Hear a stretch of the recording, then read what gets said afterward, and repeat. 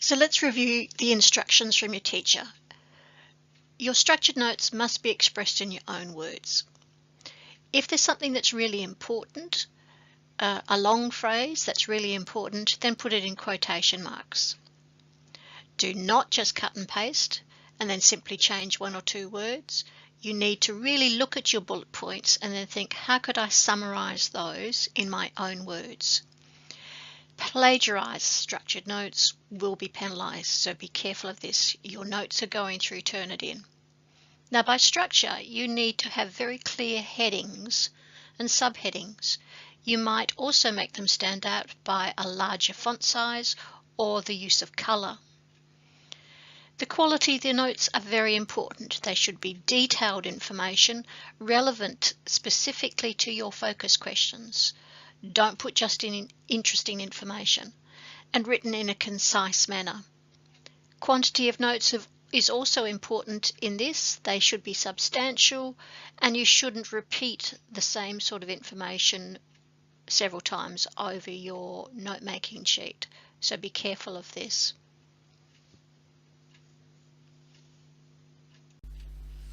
So my first strategy for you beginning your bullet point notes is to make sure you start with the simplest, the most reliable, the most concise bit of information you can find. Now that generally tends to be either your textbook or an online encyclopedia. So I'm going to start with an online encyclopedia. This is the Britannica piece. Remember, you can format, you're not printing this out, so you can actually format it to be double spaced and to make sure that it fills up all your screen, so you're not really stressed about trying to focus on what you're reading. So you're only going to highlight the most important keywords and try not to repeat them. So she flourished in 5th BC. She was the mistress of Pericles and a vivid figure in Athenian society. So she was a vivid figure meaning she's really colourful and well known, probably, in Athenian society. Make sure you just highlight a paragraph at a time or a very short chunk, because by the time you get round to creating your bullet point notes over here, you will have forgotten them. So just do a paragraph of highlighting and then make your bullet points for them.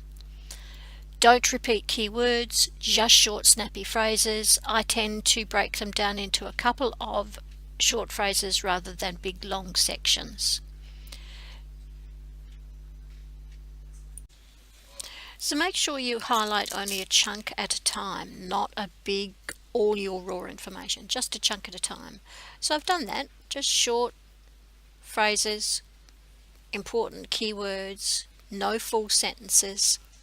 And once I've done, I did 2 paragraphs for the Britannica, I then put the information under headings over here, or sort them over here under headings, and then try and put them in my own words, combining different bullet points to make very short and concise sense of the information that I found.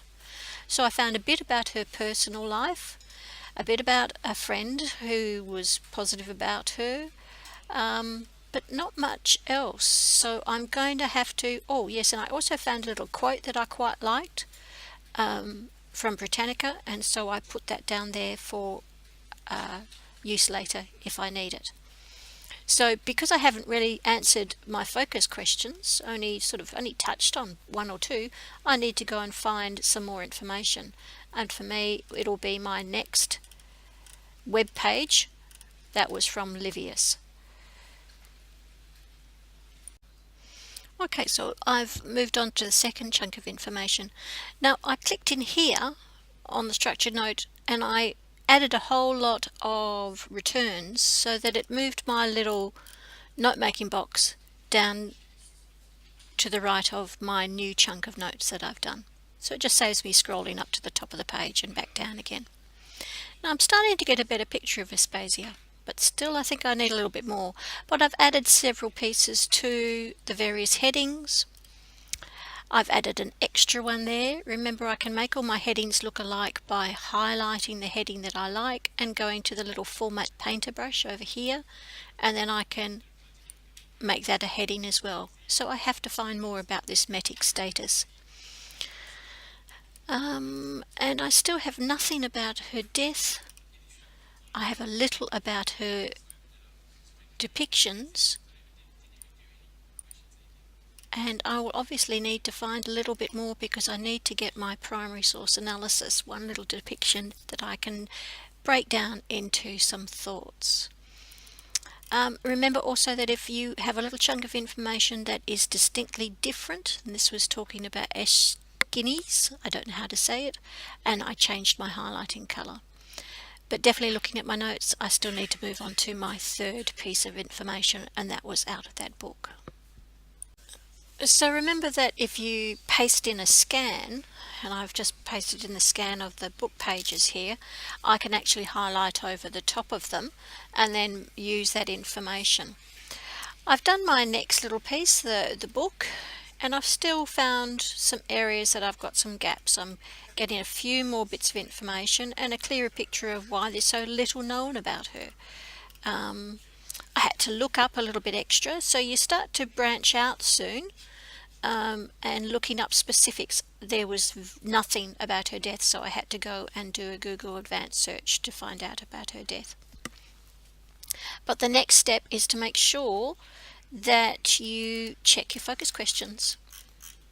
Remember that you're being given marks exactly for your focus questions. So this is how my focus questions are looking at the moment.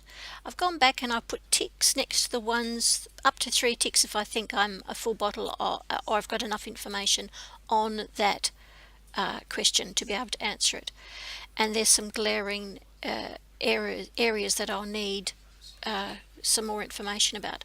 I've also added some more questions and note that they are sitting in red and that they are dated, or even using the stylus to print over the top or write over the top. Any comments, any evidence of thinking, make sure you add them up here because you are getting marks for your focus questions.